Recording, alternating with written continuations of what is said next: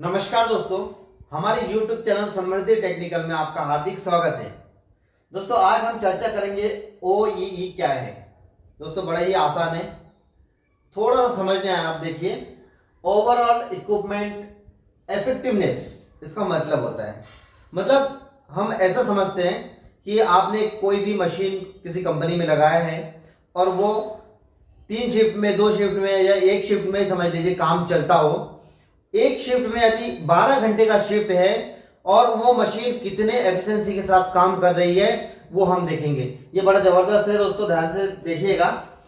इसको कैलकुलेशन इसलिए किया जाता है ताकि हमको ये पता चल जाए कि मशीन पे जो काम हो रहा है वो कितने एफिशिएंसी के साथ हो रहा है। इसमें 3 इंडेक्स होता है दोस्तों, इसमें ए, पी और क्यू, ये 3 चीज होता है।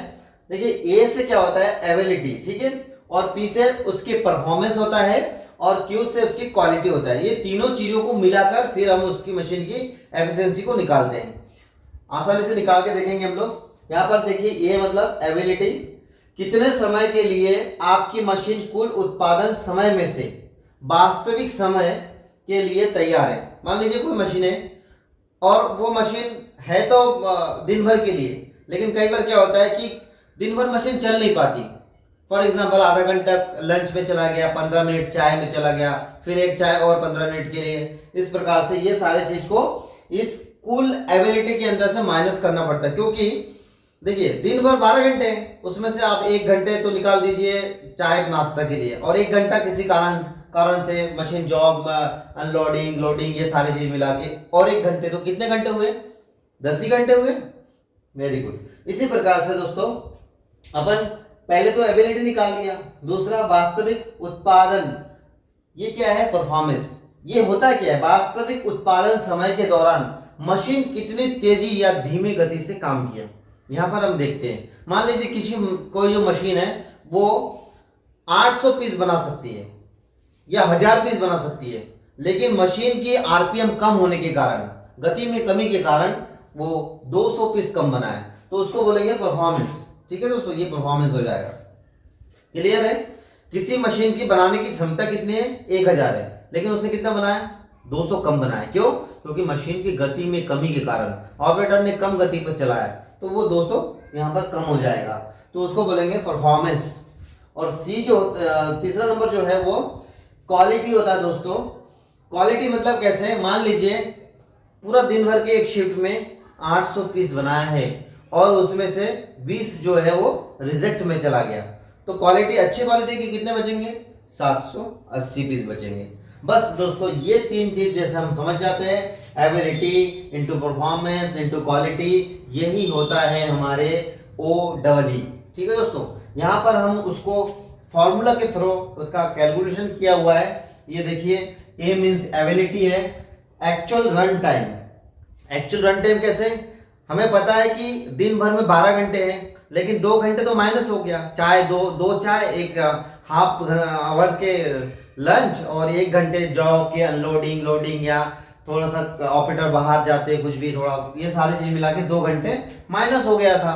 तो टोटल 12 घंटे था। 12 घंटे में से 2 घंटे क्या हुआ? लॉस हुआ। तो कितने घंटे बचे दोस्तों? 10 घंटे। तो यहाँ पर हम 10 घंटे का कैलकुलेशन करते हैं। टोटल घंटे में कितना? एक्चुअल रन टाइम हो गया 10 घंटे, टोटल अवेलेबिलिटी कितना हो गया? 12। तो इसमें कितना हुआ है? 0.83। ठीक है दोस्तों, देखिए इसमें 0.83 मतलब 83%। यहाँ पर 83% जो है वो मशीन ने परफॉर्मेंस किया है दोस्तों। ये मतलब चालू है, मतलब मशीन की एबिलिटी क्या है? 83।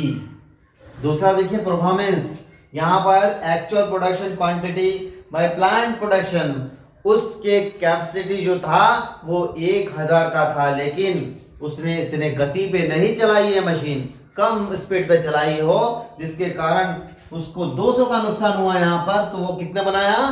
800। तो यहाँ पर 0.80 हो जाता है दोस्तों उसका परफॉर्मेंस घट गया है, उसका 200 की कमी आई है। अब आता है क्वालिटी। तो दोस्तों क्वालिटी जो होता है, मान लीजिए अभी हमने बनाया था कितना? 800। तो 800 में से लॉसेस या जो डिफेक्टेड पीस है, रिजेक्ट पीस, वो है 20। 20 माइनस हो जाता है, इसीलिए यहाँ पर 780 और टोटल प्रोडक्शन क्वांटिटी जो है वो 800 है। तो 800 में से आपने निकाल दिया 20, 780 बचे, तो यहाँ पर हो गया 0.95। अब हमारे पास OE is equal to A मतलब availability into P performance into Q, ये तीनों को मल्टीप्लाई कर देंगे तो आता है 0.63, और इसके साथ जब आप 100 का इंटू मल्टीप्लाई करते हैं तो आपको 63% मिलता है, अर्थात आपकी मशीन की जो OEE है वो है 63%। तो आप समझ लीजिए कि कंपनी में 12 घंटे काम होने के बावजूद उस मशीन की जो ओवरऑल इक्विपमेंट जो परफॉर्मेंस है उस मशीन की जो उसके द्वारा जो हमने काम लिया है, हमारा जो रिजल्ट आया है वो कितना आया, 63%।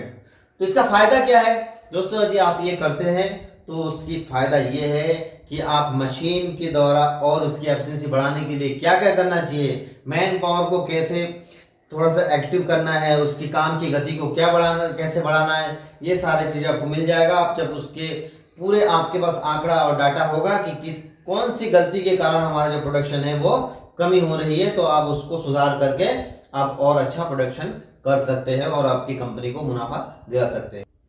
तो आशा करता हूँ दोस्तों वीडियो देखकर आपको बहुत अच्छा लगा होगा। यदि आपको पसंद आया हो तो एक लाइक करना और एक कमेंट्स जरूर करिएगा, और बहुत सारे वीडियो देखने के लिए आप चैनल को सब्सक्राइब जरूर करिएगा। देखते रहिए Samriddhi technical. Thank you for watching.